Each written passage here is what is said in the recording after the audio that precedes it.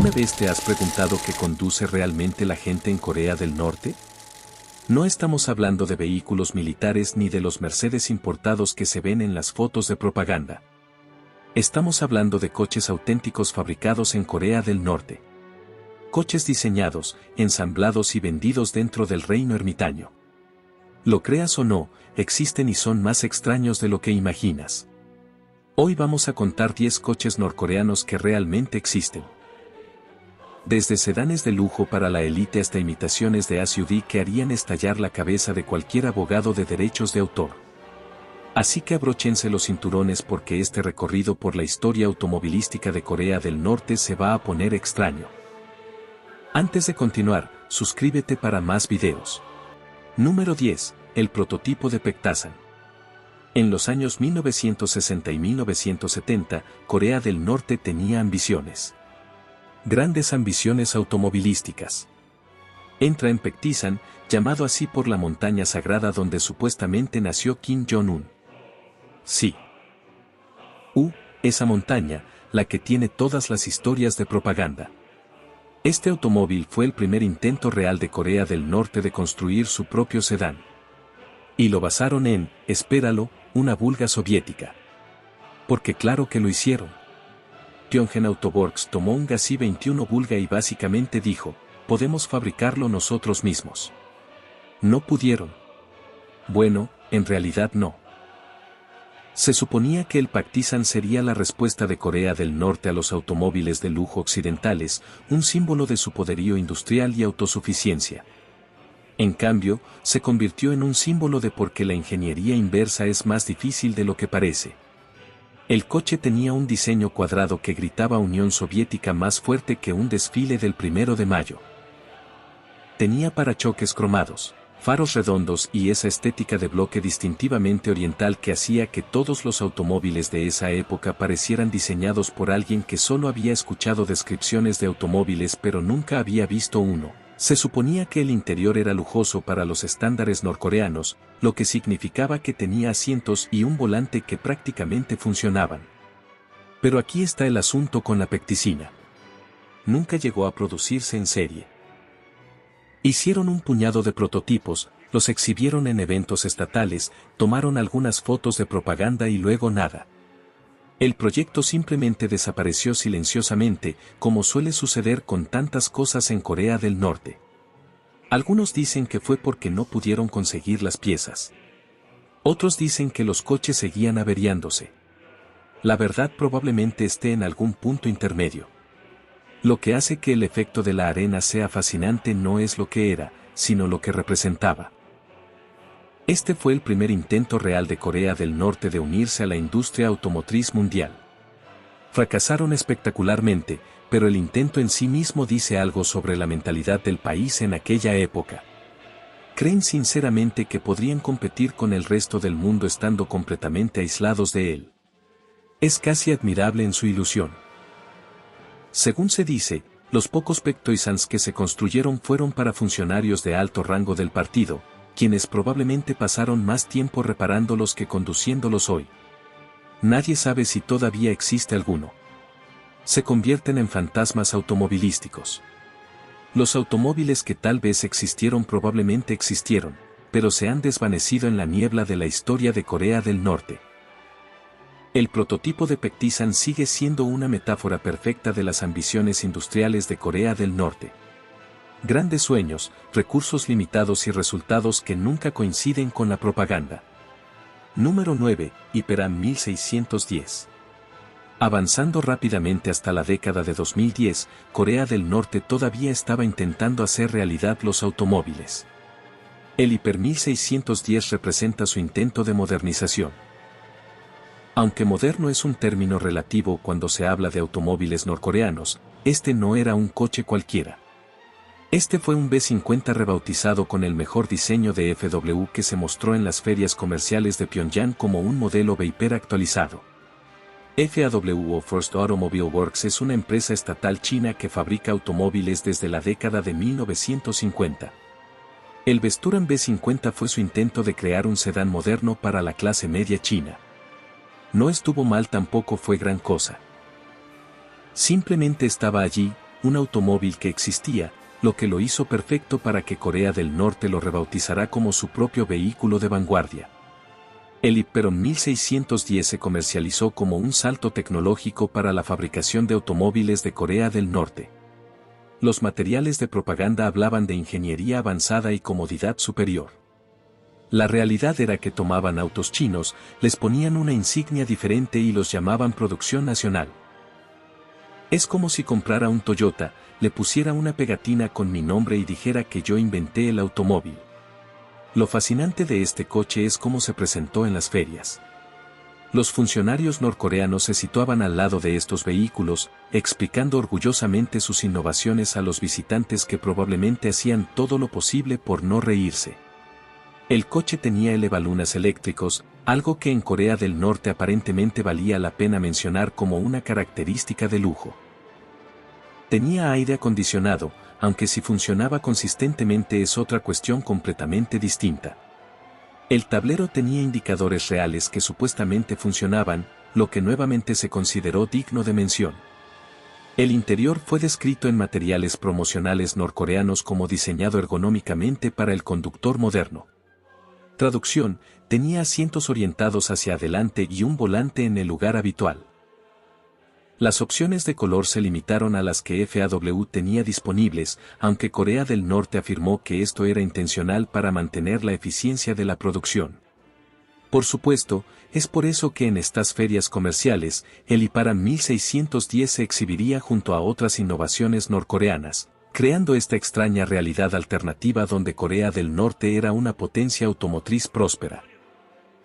Los visitantes extranjeros asentían cortésmente y tomaban fotografías, probablemente preguntándose si todos estaban en la broma excepto ellos. El automóvil representaba la continua dependencia de Corea del Norte de la tecnología china mientras intentaba desesperadamente mantener la ilusión de autosuficiencia. Es el equivalente automovilístico de copiar la tarea de otra persona pero insistir en que tú mismo encontraste todas las respuestas. Número 8. Samchunri 0102. A veces un país necesita furgonetas, incluso Corea del Norte. Entra el Samchunri 0102, que suena más como un número de serie de robot que como el nombre de un vehículo. Esta fue la respuesta de Corea del Norte a las necesidades de transporte comercial. Y por respuesta quiero decir que tomaron un Hyundai Jazz chino y pretendieron que lo habían inventado. El propio Hyundai Jazz ya era una copia del Toyota Jazz. Así que lo que tenemos aquí es una copia de una copia. Es como hacer una fotocopia de una fotocopia hasta que la imagen se degrada tanto que apenas se puede distinguir cuál se suponía que era el original. Pero Corea del Norte necesitaba furgonetas para fines prácticos y el Samchunri 0102 llenó ese vacío. Estas furgonetas fueron utilizadas como minibuses para transportar a los trabajadores a las fábricas y a los estudiantes a las escuelas. Los transformaron en ambulancias, aunque llamarlos ambulancias podría ser generoso. Eran furgonetas pintadas de blanco con una cruz roja estampada en el lateral. El equipo médico en el interior estaba bien, digamos simplemente que sería mejor que no estuvieras teniendo una emergencia grave si terminabas en uno de estos. La calidad de construcción era exactamente la que se esperaba de una imitación de una imitación. Huecos en los paneles por los que se podía meter el dedo, puertas que requerían una técnica específica para cerrarse correctamente, ventanas que podían o no bajar dependiendo del día de la semana y de la alineación de los planetas. El motor era lo suficientemente fuerte como para anunciar tu llegada a 3 cuadras de distancia, lo que podía ser una característica o un error según tu perspectiva. Lo que hace que el Samchunri 0102 sea interesante es su ubicuidad en las fotos de propaganda de Corea del Norte. Siempre que querían mostrar su moderno sistema de salud o su eficiente transporte público, aparecían estas furgonetas. Estarían recién pintados, perfectamente limpios y rodeados de ciudadanos sonrientes que parecían absolutamente emocionados de viajar en lo que esencialmente era una imitación china de una camioneta japonesa. El nombre Samchunri supuestamente significa 3000 rai, siendo ri una unidad de distancia tradicional coreana. El simbolismo pretendía representar la fiabilidad y autonomía del vehículo. En realidad, tendría suerte si uno de ellos lograra recorrer los 3000 metros sin que se le cayera nada. Pero en un país donde la mayoría de la gente no podía permitirse ningún vehículo, el Samcronry 0102 seguía siendo un símbolo de progreso. Trasladó a la gente del punto A al punto B, siempre que el punto B no estuviera demasiado lejos y el camino fuera relativamente plano. En Corea del Norte, eso se considera una historia de éxito. Número 7. Pokugi 1509. El Pokugi 1509 representa el intento de Corea del Norte de entrar en el mercado de los crossovers porque, aparentemente, incluso en el reino ermitaño, la gente quiere SUV que no sean realmente SUV.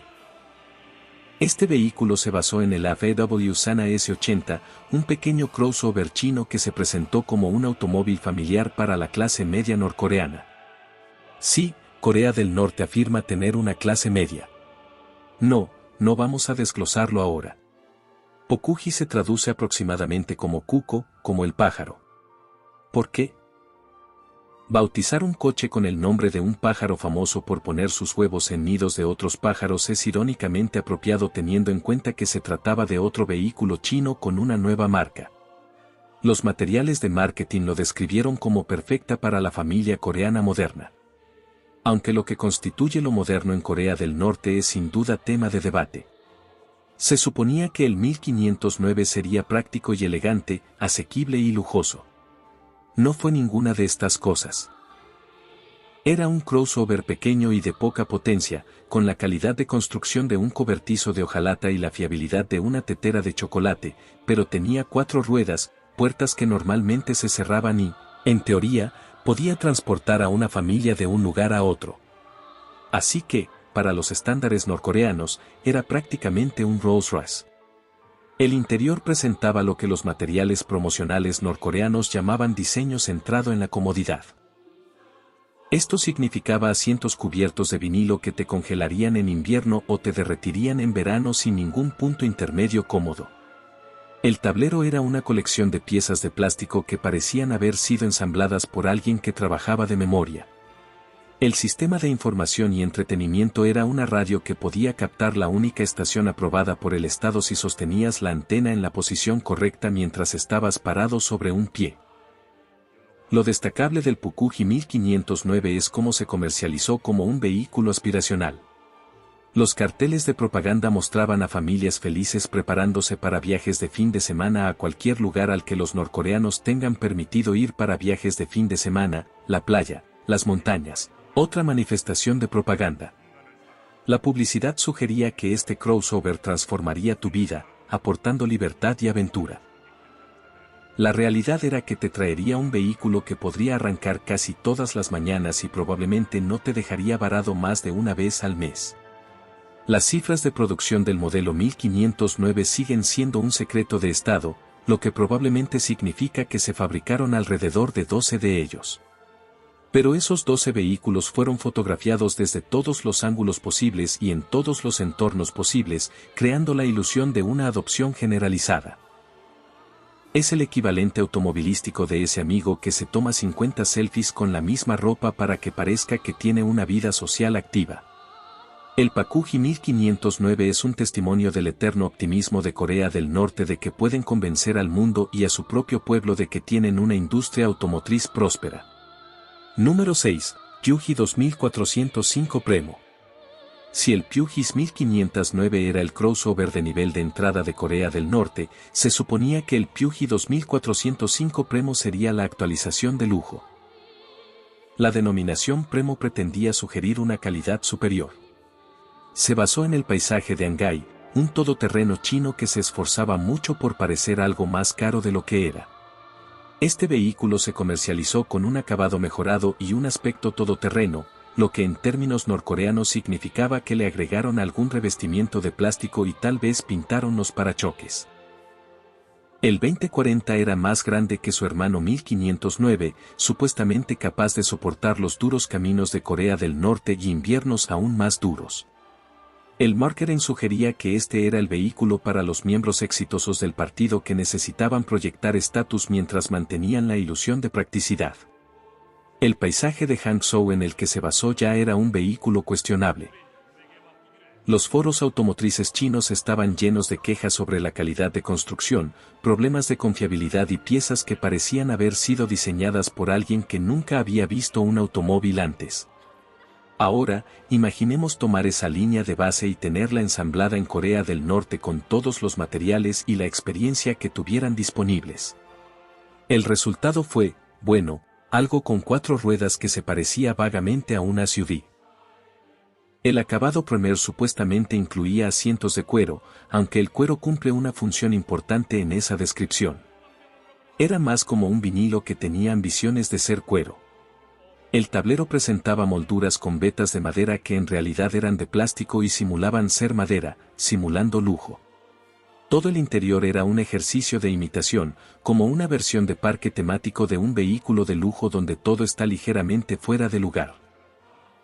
Lo que hace que el estreno de 2405 sea fascinante es la seriedad con la que fue tomado en Corea del Norte.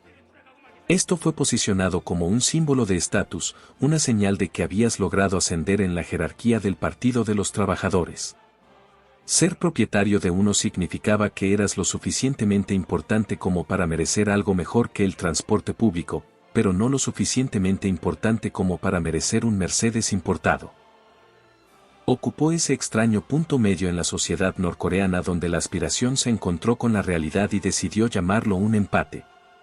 La capacidad todoterreno era en gran medida teórica. Claro, tenía una mayor distancia al suelo que un sedán y tal vez incluso tracción en las 4 ruedas si crees en los materiales de marketing, pero llevar esta cosa fuera de la carretera sería como navegar en un bote de cartón. Técnicamente podrías hacerlo, pero probablemente no deberías. El Pokúji 2405 Premo sigue siendo uno de los intentos automovilísticos más ambiciosos de Corea del Norte. Un vehículo que se esforzó tanto por ser algo que no era que se volvió interesante por razones completamente diferentes a las previstas. Número 5, Pokúji, 2008. Volviendo a la década de 2000, encontramos el Pokujin 2008, un vehículo que representa el intento de Corea del Norte de construir algo realmente resistente. No se trataba simplemente de otro sedán o crossover con una nueva marca.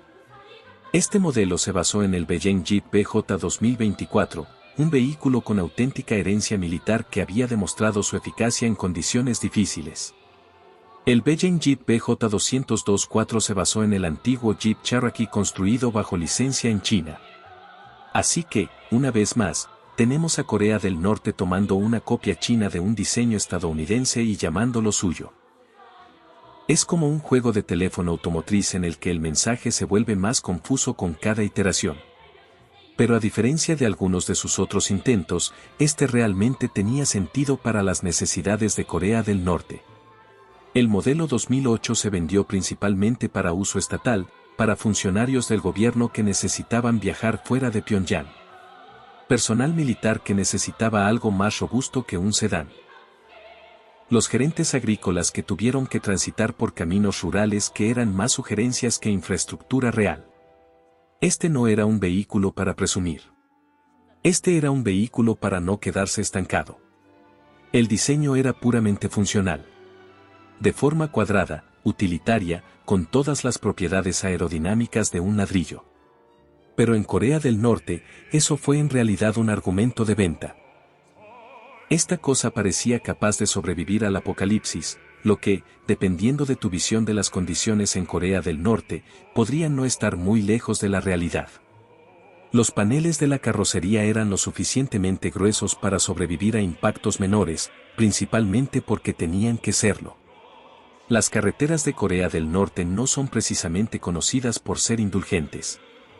El interior era espartano, incluso para los estándares norcoreanos. Asientos de vinilo en los que teóricamente podrían caber 3 personas si esas personas fueran muy amigables entre sí. Un tablero que contenía el mínimo número de controles necesarios para operar un vehículo. Sin aire acondicionado porque la comodidad es burguesa. Sin radio porque la única emisora que se puede recibir es la propaganda estatal. De todos modos, solo funcionalidad pura y sin diluir. Lo interesante del Pokúji 2008 es que realmente funcionó. A diferencia de muchos vehículos norcoreanos que parecen existir más en la propaganda que en la realidad, estos objetos fueron vistos regularmente en las carreteras de Corea del Norte. Hicieron lo que debían hacer: mover personas y cosas de un lugar a otro sin desmoronarse por completo. En el contexto de la fabricación de automóviles de Corea del Norte, eso es prácticamente un milagro. El 2008 no pretendía ser algo que no era. Fue un vehículo honesto en un país construido sobre ilusiones, y hay algo casi refrescante en eso. Número 4. Veaperam 3. El Veaperam 3, también conocido como 1504, fue el intento de Corea del Norte de acaparar el mercado de taxis en Pyongyang durante la década de 2010. Basados en el Brilliance Advanced chino, estos vehículos se volvieron omnipresentes en las calles de la capital, creando la ilusión de un sistema de transporte funcional tanto para visitantes extranjeros como para residentes. El Brilliance Advanced no era un mal coche según los estándares chinos. Fue diseñado con aportes de BMW, presentaba un estilo relativamente moderno para su época y era razonablemente confiable. Por supuesto, cuando llegó a Corea del Norte y fue rebautizado como Veaperam 3, algunas de esas cualidades se habían perdido en la traducción, pero todavía era mucho mejor que la mayoría de lo que Corea del Norte había intentado antes. Estos taxis se convirtieron en algo común en Pyongyang. Pintado en varios colores, pero más comúnmente visto en plata o blanco. Representaban el intento de Corea del Norte de modernizar la imagen de su capital para mostrar a los visitantes que Pyongyang era una ciudad real con taxis reales, como Seúl o Pekín. No importa que la mayoría de los norcoreanos no puedan permitirse el lujo de tomar un taxi. No importa que la escasez de combustible significara que muchos de estos vehículos pasaran más tiempo estacionados que conduciendo. Lo importante era la imagen. El interior del Veaperam 3 era en realidad relativamente cómodo para los estándares de Corea del Norte. Tenía aire acondicionado que funcionaba, lo que en los húmedos veranos de Pyongyang era nada menos que milagroso. Los asientos estaban cubiertos con una tela que no provocaba sarpullido inmediatamente. El medidor funcionaba, aunque las tarifas las fijaba el Estado y no tenían relación con los costos operativos reales. Los conductores a menudo negociaban acuerdos separados para los pasajeros extranjeros, pagados en moneda extranjera, por supuesto. Lo que hace que el Veaperam sea tan importante es lo que representó para los norcoreanos comunes y corrientes, o al menos para los pocos privilegiados de Pyongyang que ocasionalmente podían permitirse un taxi. Esta fue su primera experiencia con algo parecido al transporte moderno. Los vehículos eran lo suficientemente nuevos como para que no se averiaran constantemente. Eran lo suficientemente cómodos como para que viajar en uno no fuera un castigo. Eran lo suficientemente confiables como para que, si llamabas para pedir uno, realmente apareciera. Pero el tercero también destacó las contradicciones de la sociedad norcoreana. Aquí había un país que decía ser socialista, donde supuestamente todos eran iguales y operaban taxis que solo la élite podía permitirse. Los propios vehículos se convirtieron en símbolos de desigualdad, recordatorios rodantes de que en el paraíso de los trabajadores, algunos trabajadores eran definitivamente más paradisíacos que otros. El hecho de que se tratase de coches chinos rebautizados como norcoreanos no hizo más que añadir otra capa de ironía a toda la situación. El tercer Veaperam fue Corea del Norte intentando fingir hasta que lo logró, excepto que nunca lo logró. Número 3. Veaperam I. Antes del tercer Veaperam vino el Veaperam I, y este tiene una historia realmente interesante. A principios de la década de 2000, Corea del Norte logró llegar a un acuerdo con Fiat para construir el CE bajo licencia en NPO.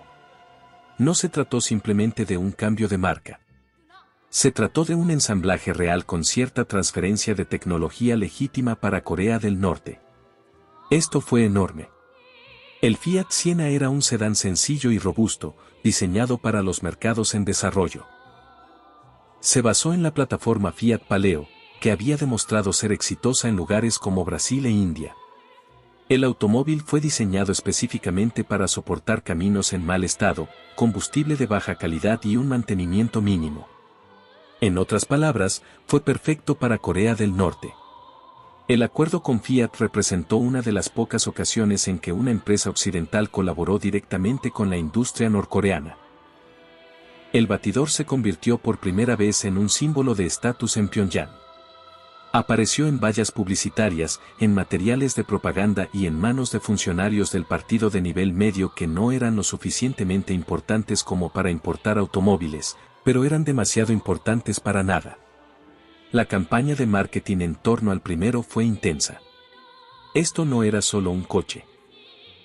Esta fue una prueba de que Corea del Norte podía trabajar con empresas occidentales, que podía construir vehículos modernos, que era un país real con una industria automotriz real.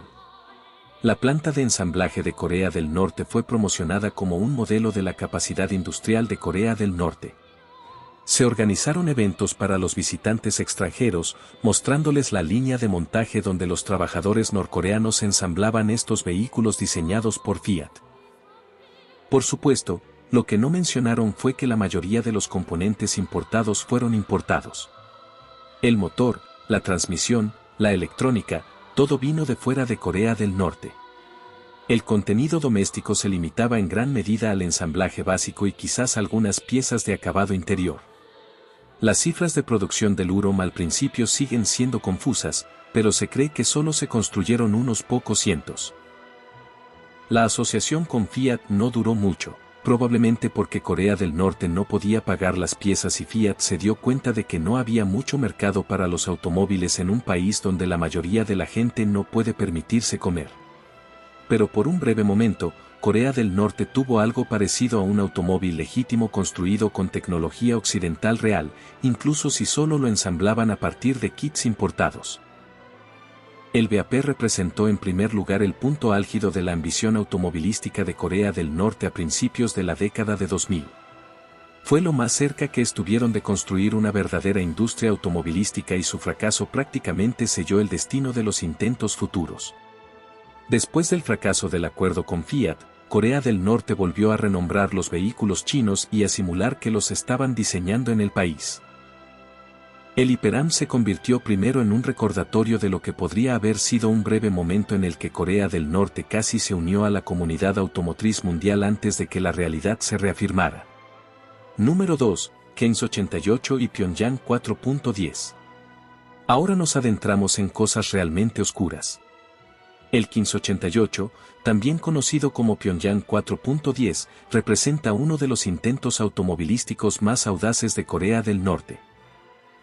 A finales de la década de 1980, decidieron realizar ingeniería inversa de un Mercedes 190E.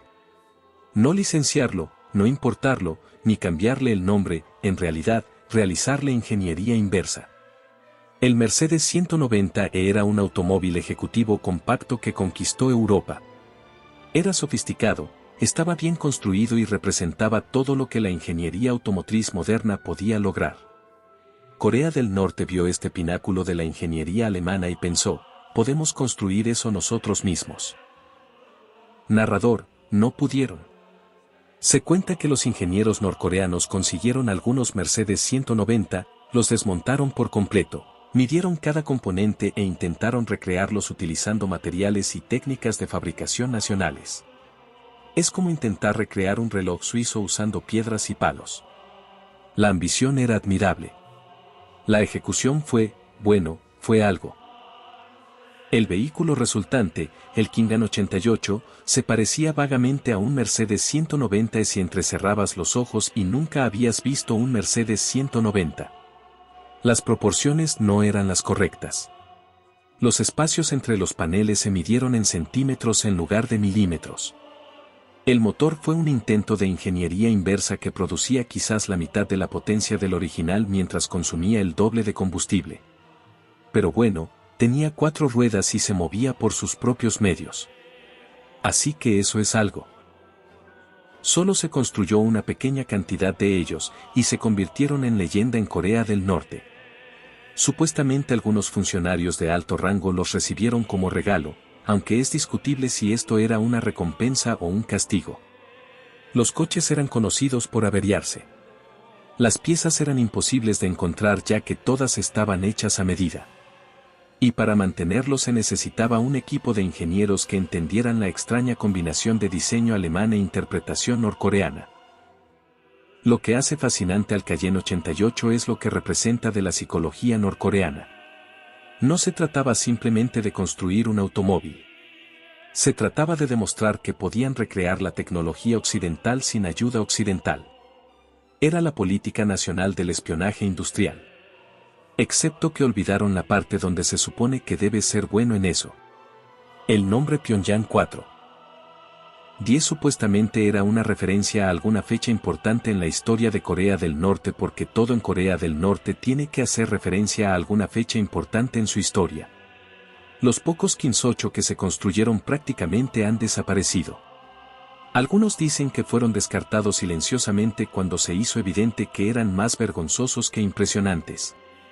Otros afirman que aún existen algunos en colecciones privadas, monumentos a la ambición que supera la capacidad.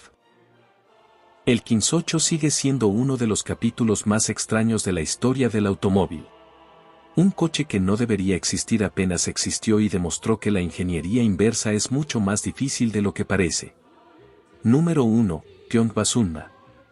Y aquí estamos en el número 1, el Pyeongwasunma, también conocido como Yunma, la joya de la corona de la fabricación de automóviles de Corea del Norte.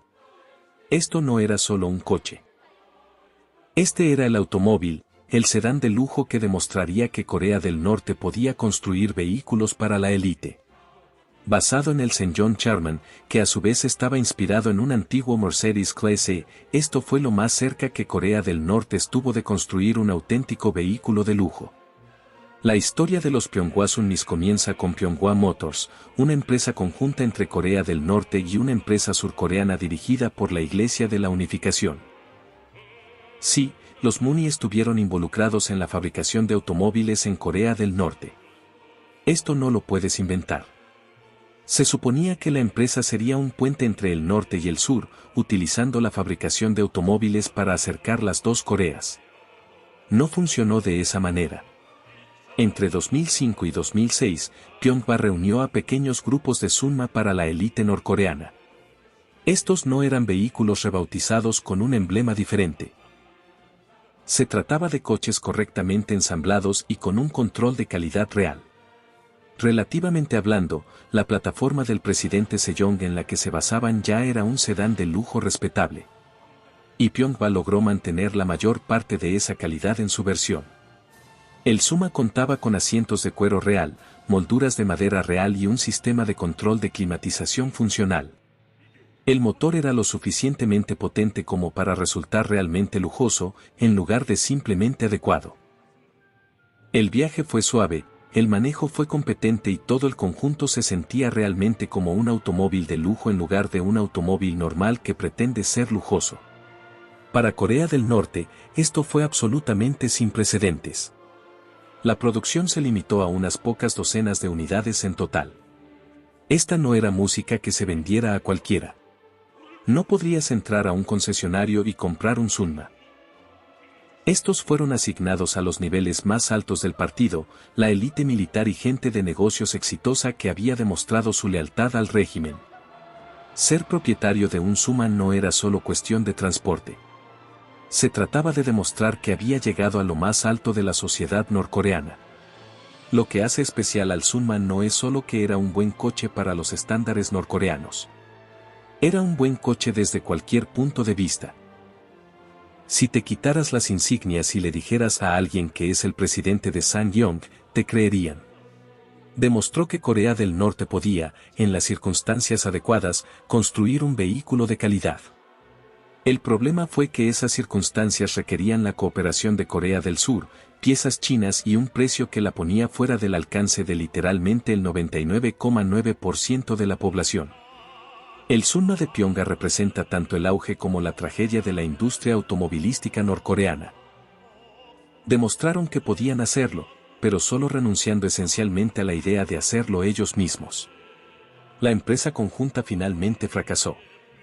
Pyeonghwa Motors dejó de producir vehículos y el Sunma se convirtió en otra nota al pie en la extraña historia de los automóviles norcoreanos.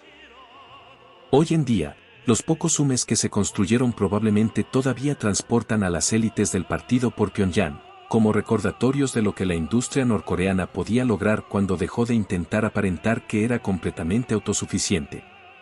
Y ahí la tenéis. Son 10 automóviles norcoreanos que realmente existen, o existieron, o podrían existir, dependiendo de a quien le preguntes y de si les preocupa ser enviados a un campo de trabajo. Desde Mercedes con ingeniería inversa hasta crossovers chinos con nuevas marcas, la industria automotriz de Corea del Norte es una ventana fascinante a un país que quiere desesperadamente ser visto como moderno y autosuficiente sin ser ninguna de las dos cosas. ¿Algo de esto te sorprendió? Déjanoslo saber en los comentarios a continuación. Y si disfrutaste de este extraño viaje a través del capítulo más extraño de la historia del automóvil, no olvides darle a me gusta y suscribirte para obtener más contenido sobre lo extraño, lo oscuro y las cosas que probablemente no deberían existir, pero de alguna manera existen. Gracias por vernos y nos vemos la próxima vez. ¿Alguna vez te has preguntado por qué algunos coches realmente buenos son duramente criticados en Internet, mientras que vehículos objetivamente peores, de alguna manera, escapan a las críticas? ¿Sabes de qué estoy hablando? Esos coches que aparecen en las secciones de comentarios como chistes, los que la gente ama odiar en los foros de coches, aunque probablemente nunca hayan conducido uno. Todos hemos sido culpables de ello. Descartar un coche por su aspecto, quién lo fabrica o lo que dijo nuestro amigo sobre él aquella vez. Pero aquí está el asunto. Algunos de estos sacos de boxeo automotrices son realmente fantásticos. Hoy vamos a hacer un recuento de 20 coches que merecen una reputación mucho mejor que la que se les ha atribuido. Y te garantizo que al menos uno de estos te hará pensar, espera, ¿en serio? Entonces, si te gusta que cuestionen tus opiniones sobre automóviles, presiona el botón me gusta y suscríbete. Ayuda al canal más de lo que crees. Vamos a sumergirnos en ello. Número 20, el Chrysler PT Cruiser. Sí, en serio. Mira, sé lo que estás pensando. El PT Cruiser es el equivalente automovilístico de un chiste de papá. Se está esforzando demasiado. Tiene un aspecto extraño. En realidad es bastante brillante para lo que fue.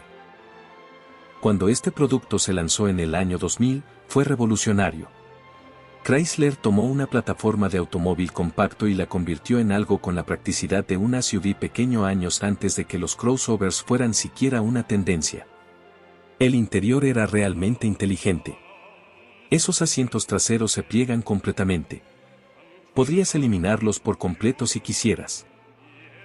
El asiento del pasajero delantero se plegaba hacia adelante para crear un área de carga que podía acomodar madera de 8 pies de alto. Esta cosa tenía 26 configuraciones de asientos diferentes. 26, y esto es lo que la gente olvida. Cuando se lanzó, no se podía comprar uno. Los concesionarios estaban marcando los $5,000 más sobre el precio de etiqueta porque la demanda era muy intensa. Chrysler vendió más de 1,3 millones de estos vehículos. Esto no es un fracaso. Esto es un fenómeno. Por supuesto, los últimos años se volvieron baratos y desagradables por dentro. Los motores no eran muy buenos. Pero el PT Cruiser original fue una obra maestra del diseño que resolvió problemas reales para personas reales. Se volvió demasiado fácil burlarse una vez que la tía de todos tenía una. Número 19, el Porsche 9114. El Porsche que los puristas de Porsche pretenden que no existe. Un automóvil deportivo de motor central desarrollado conjuntamente con Volkswagen en 1969. Y es precisamente por eso que la gente lo odia. No es un Porsche auténtico porque comparte piezas con un Volkswagen. No importa que estuviera brillantemente diseñado. El 914 tenía una distribución del peso casi perfecta. El manejo fue telepático. Era más ligero que un 911. En muchos sentidos, era el mejor coche deportivo, pero tenía un motor de 4 cilindros de Volkswagen. Así que claramente era basura. ¿Bien? Equivocado. El 914 podría poner en aprietos a coches mucho más potentes en una carretera con curvas. Enseñó a toda una generación lo que un diseño de motor central podía hacer. El propio Ferret Porsche dijo que era exactamente el tipo de coche que la empresa debería fabricar.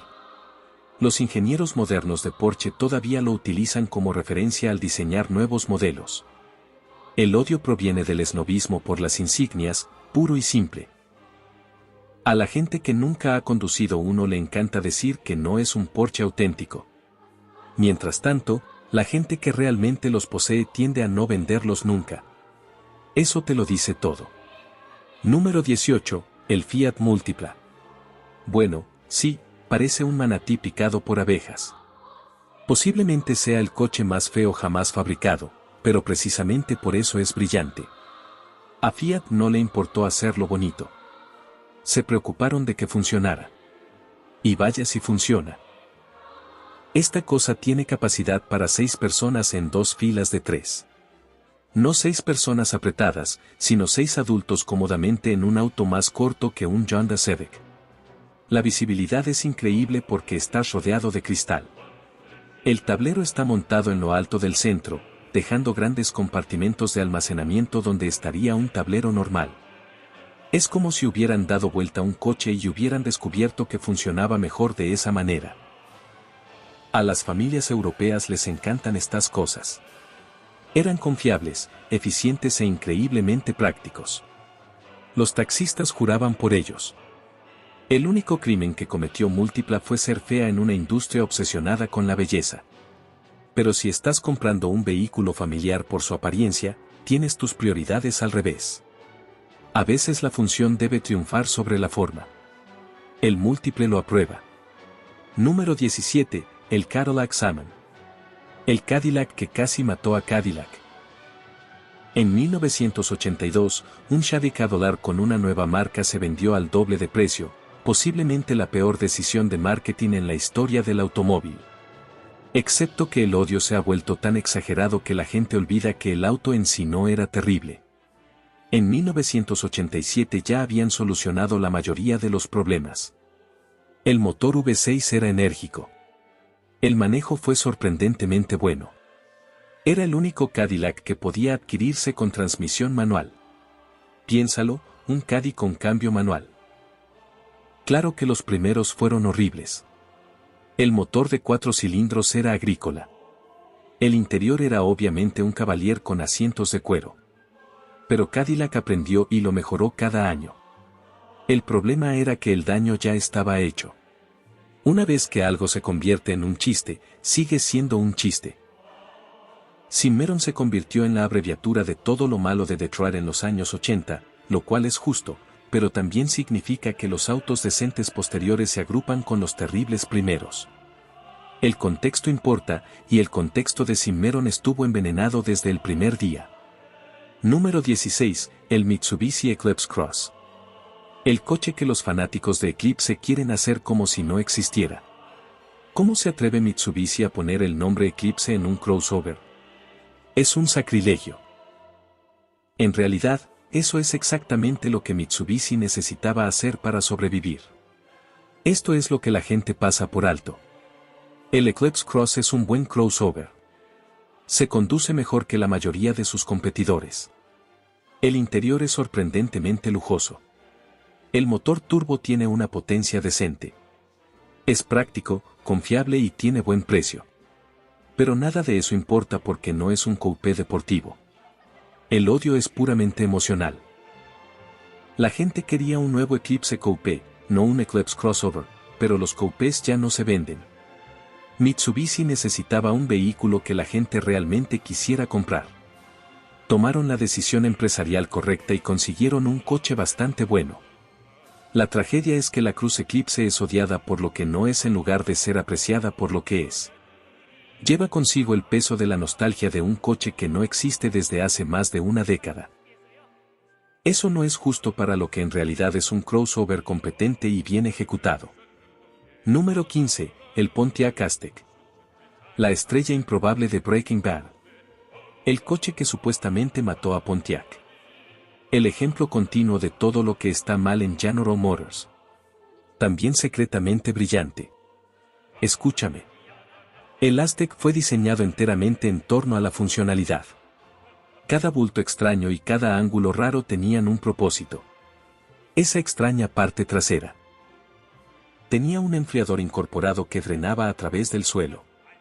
El portón trasero se convirtió en un asiento con parlantes incorporados.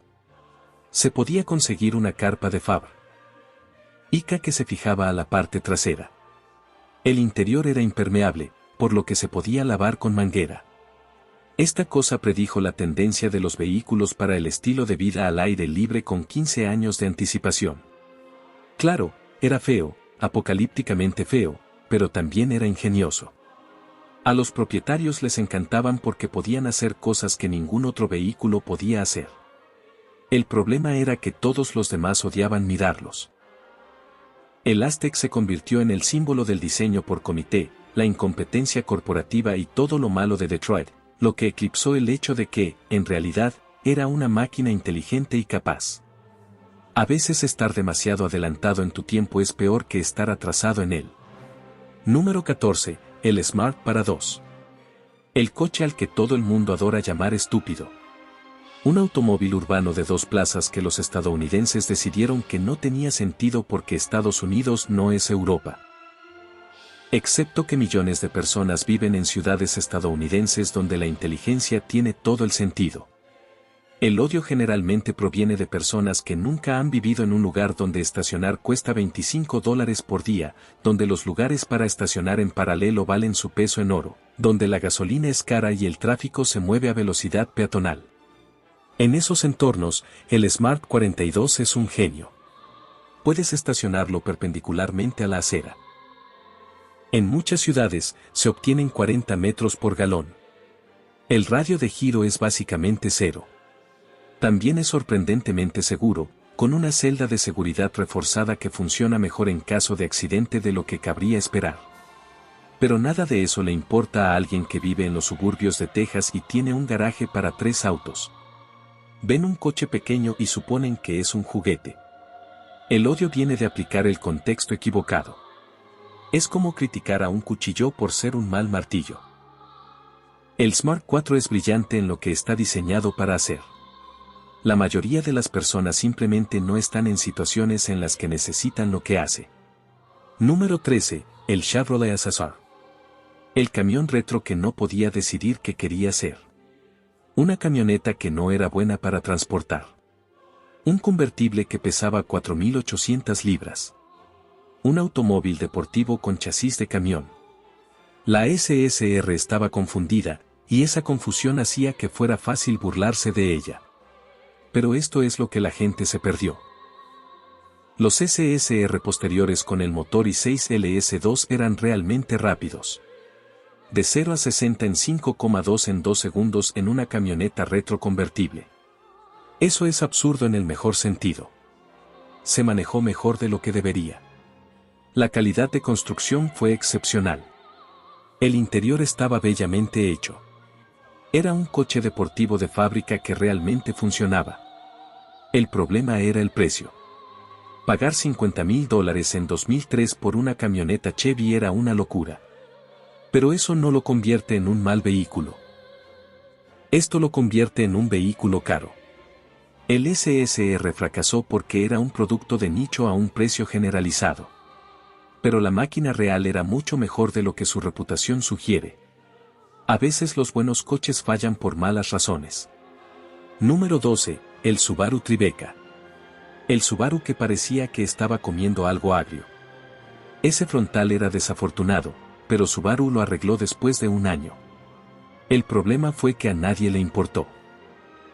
Las primeras impresiones duran para siempre en el mundo del automóvil, lo cual es una pena porque el Tribeca era en realidad un sólido crossover de 3 filas. Tenía el excelente sistema de tracción total de Subaru. La confiabilidad era a prueba de balas. El interior era cómodo y bien construido. Hizo todo lo que un vehículo de transporte familiar debe hacer. Simplemente lo hizo luciendo extraño. La versión revisada de 2008 en adelante era bastante atractiva, pero para entonces el daño ya estaba hecho. El Tribeca se convirtió en el feo Subaru incluso después de que ya no lo era. Las ventas nunca se recuperaron. Subaru lo mató en 2014 y lo reemplazó con el Ascent, que hace exactamente lo mismo, pero parece lo suficientemente anónimo como para venderse. El pecado de Tribeca estaba siendo memorable por la razón equivocada. En el mundo del crossover, lo aburrido siempre supera a lo atrevido. Número 11. El Lincoln Blackwell. La camioneta de lujo que era demasiado lujosa. El intento de Lincoln de crear una camioneta ultra premium en 2002. Duró un año. Ventas totales 3.356. Un desastre absoluto. ¿Pero el camión estaba realmente en mal estado? No precisamente. El Blackwood era realmente lujoso. La cama estaba revestida con madera auténtica y alfombra. Tenía una cubierta de túnel de energía. El interior era mejor que el de la mayoría de los sedanes de lujo. Fue la primera camioneta que realmente se adentró en el territorio ultra premium. El problema era que el mercado no estaba preparado. En 2002, la idea de una camioneta de $60,000 era una locura. Ahora Ford vende F-150 de $90,000 todo el día. Blackwood tenía razón respecto a hacia dónde se dirigía el mercado. Fue solo 15 años antes. La ejecución tuvo problemas. La caja era demasiado pequeña y no podía soportar las tareas reales de un camión. Pero el concepto era sólido. Lincoln demostró que los compradores de camiones pagarían precios de automóviles de lujo por el producto adecuado. Solo necesitaban un producto que todavía fuera un camión. El Blackwood caminó para que la moderna camioneta de lujo pudiera correr. Número 10. El Porsche Cayenne. El Porsche que iba a destruir la marca. Una empresa de automóviles deportivos que fabrica un SUV. Herejía. Los puristas estaban indignados.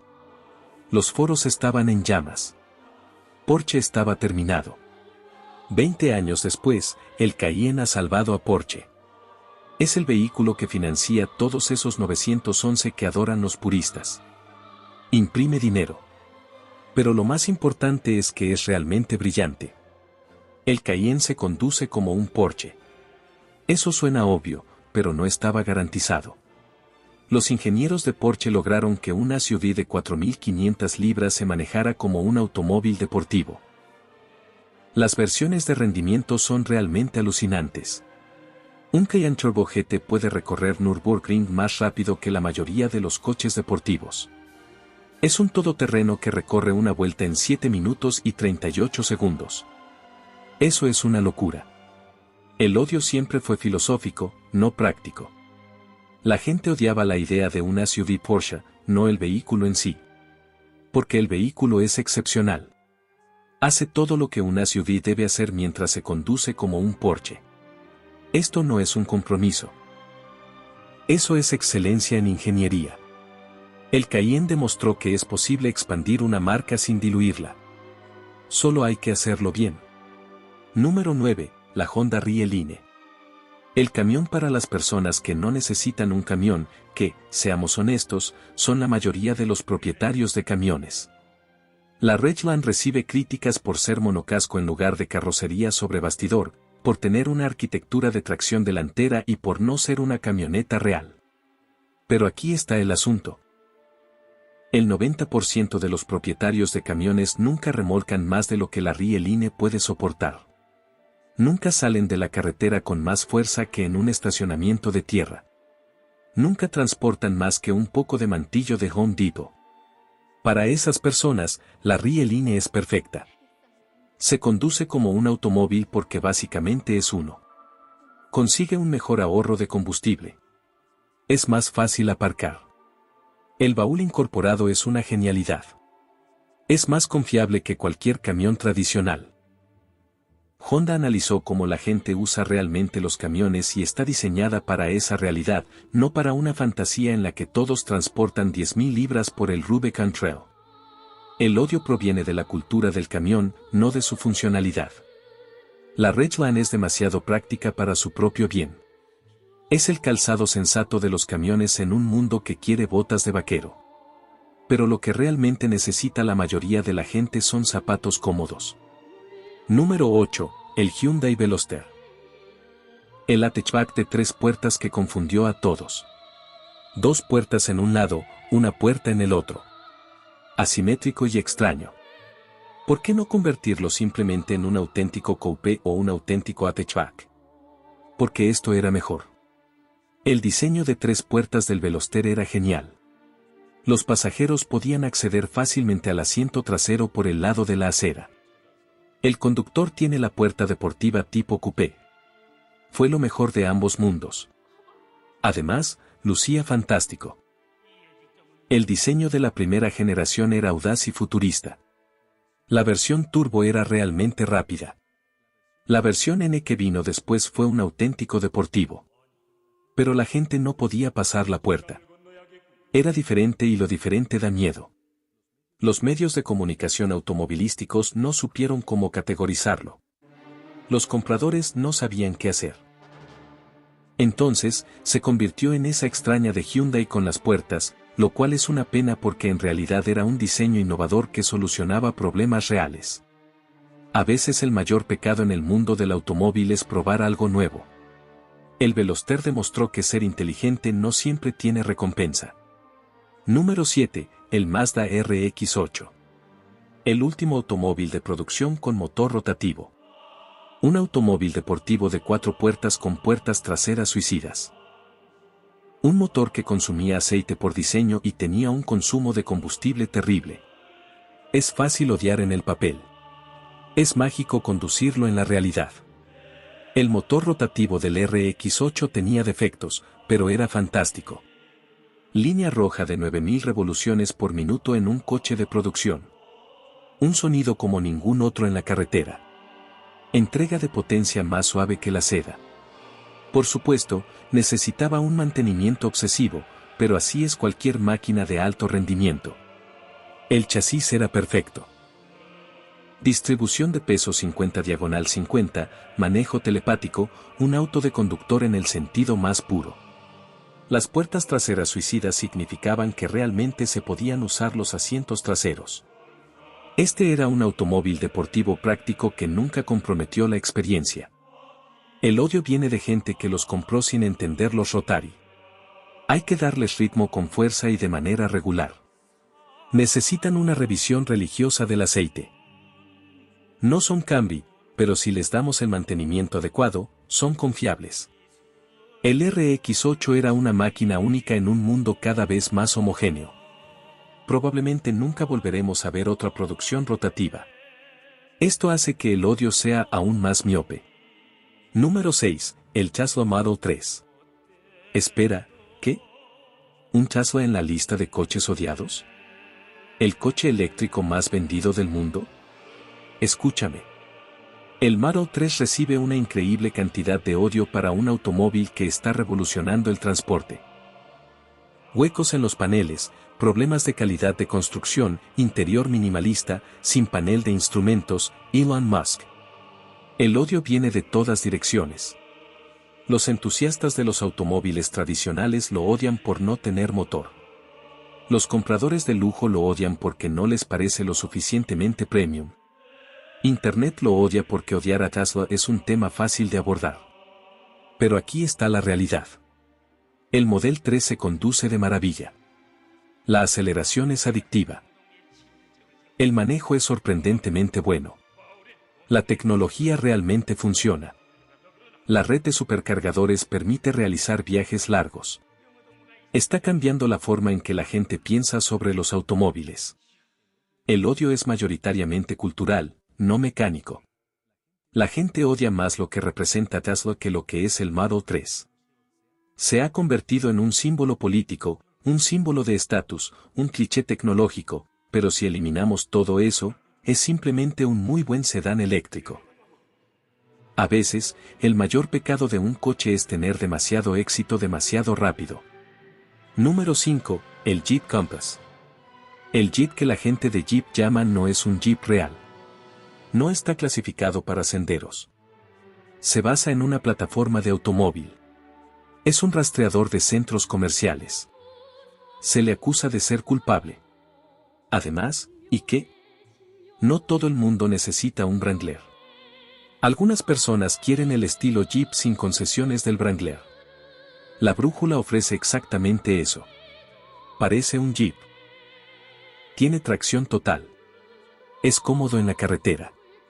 Consigue un consumo de combustible decente. Es asequible. Para el 90% de los compradores, es la mejor opción. El odio viene del control de acceso. Los Jeeps auténticos tienen ejes sólidos y puertas desmontables. Todo lo demás es falso. Pero eso es como decir que los teléfonos reales tienen diales giratorios. El mercado evolucionó. Campes atiende a clientes que desean cosas diferentes. La generación actual es realmente bastante buena.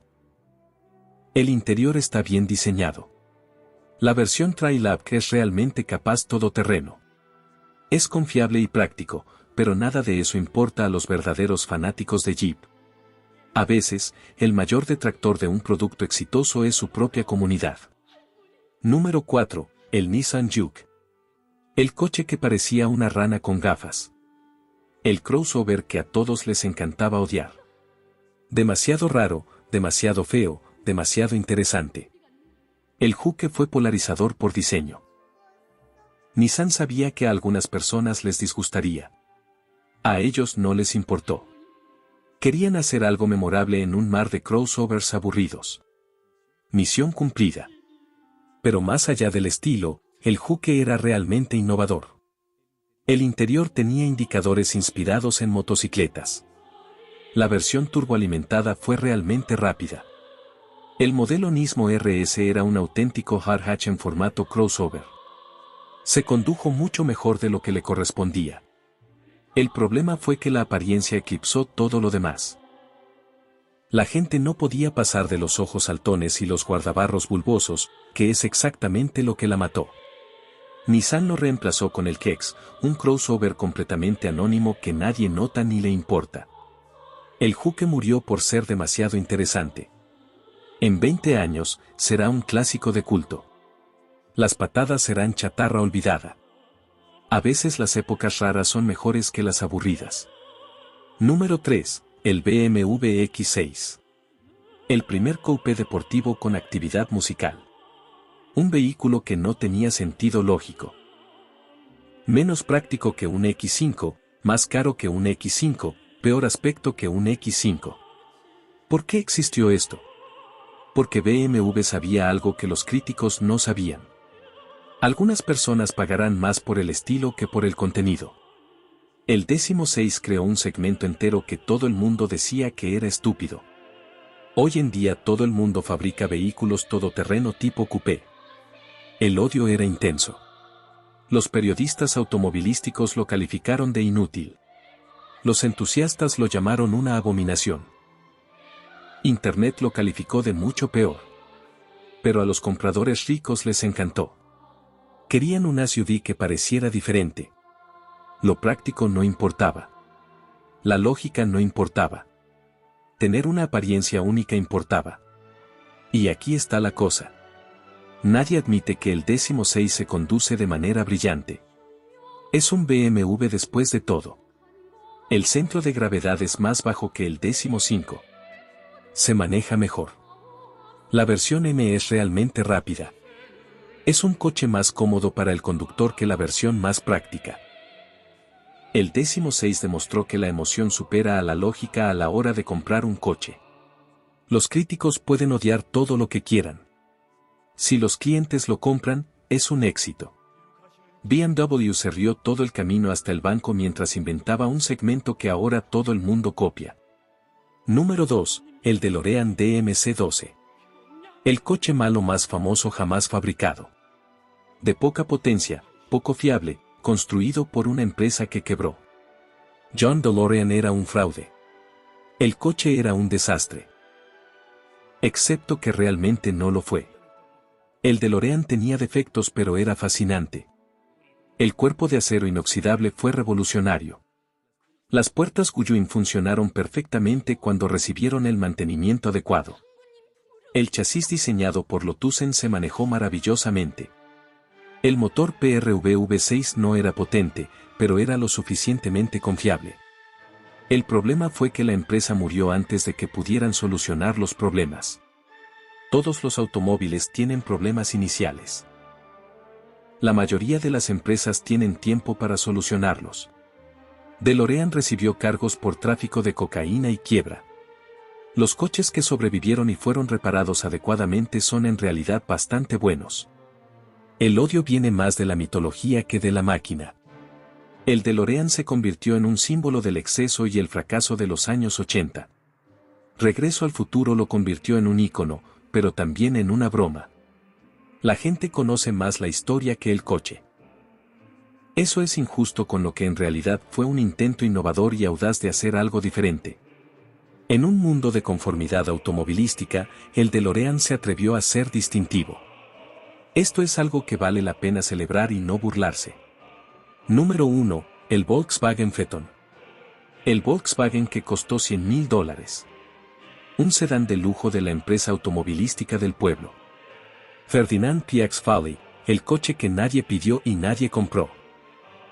Además, posiblemente sea el sedán con mayor ingeniería jamás construido. El Phaetoning fue PX Monceau. Quería demostrar que Volkswagen podía construir un coche mejor que Mercedes o BMW.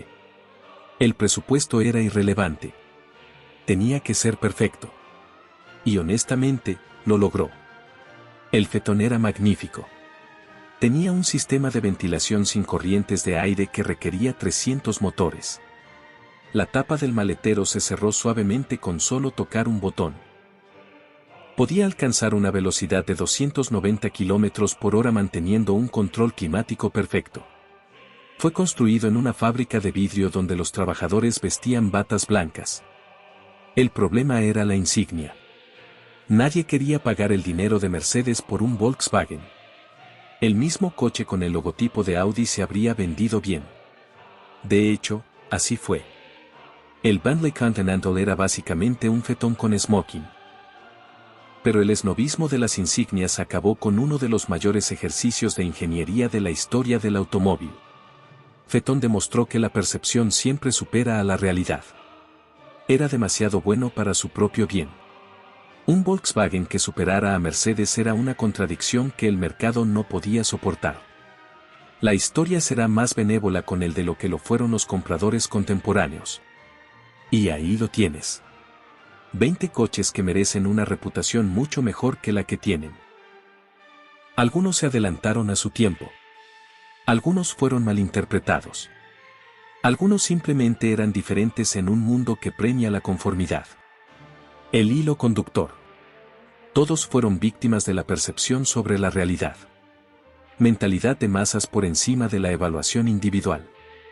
Expectativas de marca sobre la capacidad real. La verdad es que la mayor parte del odio hacia los coches proviene de personas que nunca han conducido el coche que odian. Es más fácil repetir lo que has escuchado que formar tu propia opinión. Pero si esta lista enseña algo es que la opinión popular a menudo está equivocada. A veces el coche raro es el coche adecuado. A veces el coche odiado es la joya escondida. Así que la próxima vez que veas uno de estos desfavorecidos autos automotrices, tal vez deberías darle una segunda mirada. Podría sorprenderte. Si disfrutaste que desafiaran tus suposiciones sobre el automóvil, suscríbete y activa la campana de notificaciones. Tenemos muchas más vacas sagradas que derribar. ¿Cuál es tu coche favorito injustamente odiado? Déjanoslo saber en los comentarios. Gracias por vernos y nos vemos la próxima vez.